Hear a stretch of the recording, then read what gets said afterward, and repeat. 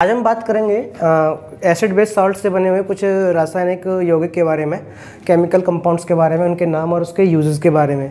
सबसे पहला कंपाउंड आता है आपका sodium chloride. Basically sodium chloride is very most important for our life. इसका फॉर्मूला क्या होता है? NaCl फॉर्मूला होता है। इसको कॉमन सॉल्ट और टेबल सॉल्ट बोलते हैं। जीवन के लिए ज़रूरी होता है। क्यों ज़रूरी होता है? क्योंकि जब आयोनाइज सॉल्ट हम खाते हैं तो हमारी थायराइड ग्लैंड जो है वो सही तरीके से काम करती है। ठीक है। दूसरे यौगिक के कच्चे पदार्थ के रूप में भी इसका यूज़ किया जाता है। अब जैसे कि सोडियम क्लोराइड को दो तरीके से बनाया जा सकता है। एक तरीका ये है कि आप केमिकल बेसिस पर बना सकते हैं। जब हाइड्रोक्लोरिक एसिड की रिएक्शन सोडियम हाइड्रोक्साइड बेस के साथ करेंगे तो क्या बनेगा? सोडियम क्लोराइड बनेगा प्लस वाटर बनेगा। तो ये इस तरीके से तो हम केमिकल बेसिस पर बना सकते हैं। लेकिन जो इसका यूज सोर्स है, सबसे बड़ा जो सोर्स है इसको बनाने का, वो है ओशियन। समुद्री पानी से बनता है, क्योंकि समुद्री पानी खारा होता है और समुद्री पानी से हम क्या कर सकते हैं? सोडियम क्लोराइड को बना सकते हैं। लेकिन वहाँ पे क्या दिक्कत होती है कि जो नमक होता है उसमें कई सारे क्या होते हैं? सॉल्ट मिले होते हैं। जैसे मैग्नीशियम के सॉल्ट मिले होंगे, सल्फेट के सॉल्ट मिले होंगे, कैल्शियम के सॉल्ट होंगे उसके अंदर। ठीक है। तो कई सारे फॉर्म होते हैं, तो वहाँ पे देखना पड़ता है बनता कैसे है। जैसे कि ओशियन के पास में कुछ जगह होती है, वहाँ पे क्या करते हैं, जैसे हम खेती करते हैं ना, वैसे ही वहाँ पे क्रिया बना देते हैं और क्रिया के अंदर जो होता है पानी आ जाता है और पानी को फिर वेपराइज किया जाता है। ठीक है। वहाँ पर धूप रहती है, सन के प्रेजेंस में क्या होता है, वो पानी जो है वेपराइज हो जाता है। फिर वहाँ पे जो खेत में जो बचेगा वो नमक ही नमक होता है। तो दो तरीके से हम क्या कर सकते हैं? सोडियम क्लोराइड को बना सकते हैं, एक केमिकल बेसिस पे और एक नेचुरल बेसिस पे। आपका समुद्री है ये। इसका यूज जो होता है जीवन के लिए ज़रूरी है, लाइफ के लिए ज़रूरी है। क्यों? क्योंकि लाइफ के लिए सोडियम होना ज़रूरी है। दिमाग के लिए, न्यूरॉन को मूवमेंट कराने के लिए, इम्पल्स को एक जगह से दूसरी जगह ले जाने के लिए सोडियम की रिक्वायरमेंट होती है। दूसरी अगर हम बात करें तो ये रॉ मटेरियल की तरह काम करता है। कैसे काम करेगा? रॉ मटेरियल की तरह। जैसे हाइड्रोक्लोरिक एसिड में भी ये रॉ मटेरियल की तरह काम करता है। वाशिंग सोडा बनाने के लिए भी क्या करते हैं? इसको रॉ मटेरियल की तरह काम करते हैं। तीसरा है बेकिंग सोडा बनाने के लिए भी क्या करते हैं हम? इसमें सोडियम क्लोराइड का as a raw material use करते हैं। ठीक है। दूसरा कंपाउंड है वाशिंग सोडा। क्या है? Washing soda. ठीक है। वाशिंग सोडा का फॉर्मूला कहता है सोडियम कार्बोनेट 10H2। 10H2 क्या बोलते हैं? डेकाहाइड्रेट। क्या बोलते हैं?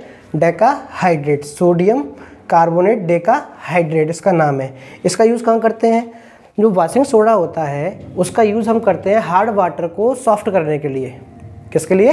हार्ड वाटर को सॉफ्ट करने के लिए। क्योंकि हार्ड वाटर के अंदर मैग्नीशियम और कैल्शियम के क्या होते हैं? क्लोराइड, मैग्नीशियम क्लोराइड होता है, कैल्शियम कार्बोनेट होता है, जिसकी वजह से वो पानी हार्ड हो जाता है। उस हार्ड वाटर को सॉफ्ट वाटर में कन्वर्ट करने के लिए वाशिंग सोडा का यूज़ करते हैं। ग्लास बनाने में वाशिंग सोडा का यूज़ करते हैं और फोटोग्राफी में भी वाशिंग सोडा का यूज़ करते हैं। वाशिंग सोडा का मतलब वाशिंग करना क्या होता है? किसी चीज़ को साफ़ करना। तो साफ़ करने के लिए, कपड़े धोने के लिए ज़्यादा पानी की रिक्वायरमेंट होती है, इसलिए यहाँ पर 10H2 का यूज़ करते हैं, सोडियम कार्बोनेट डेकाहाइड्रेट। तीसरा हमारे पास जो रासायनिक यौगिक है वो है बेकिंग सोडा। क्या है? Baking soda. Sodium hydrogen carbonate, NaHCO3, sodium hydrogen carbonate. इसे क्या बोलते हैं? सोडियम हाइड्रोजन कार्बोनेट या फिर सोडियम बाई कार्बोनेट बोलते हैं।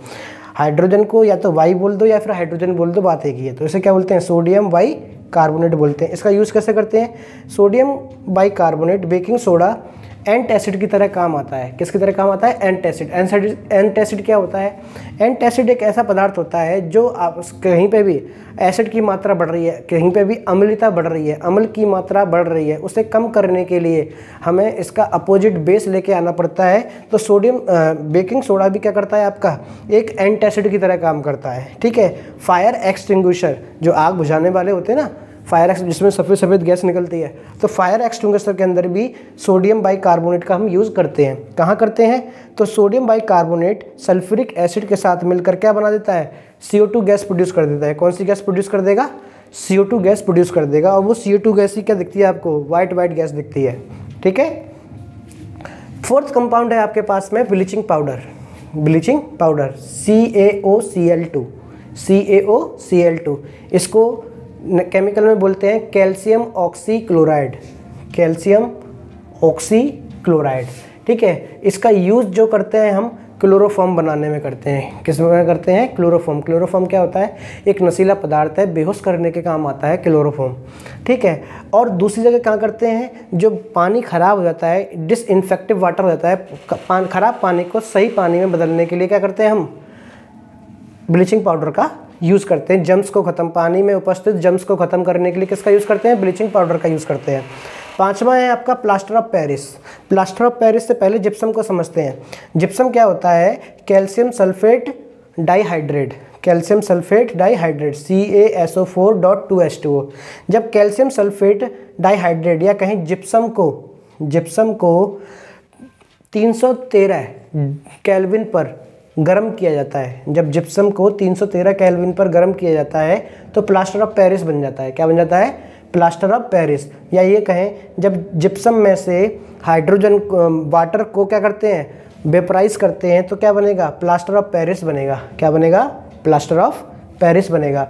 इस प्लास्टर ऑफ पेरिस का इस्तेमाल खिलौने बनाने में करते हैं, ठीक है, या फिर आपका घर में नई नई डिज़ाइन बनानी है, बाल पुट्टी की हेल्प से बनानी है तो वहाँ पे भी हम क्या करेंगे? प्लास्टर ऑफ पेरिस का यूज़ करेंगे। पॉटरी बनाने में यूज़ करते हैं। टूटी हुई हड्डी को सेट करने में किसका यूज़ करते हैं? प्लास्टर ऑफ पेरिस को। वो वाइट का होता है ना, वो प्लास्टर ऑफ पेरिस होता है, ठीक है। आई बात समझ में?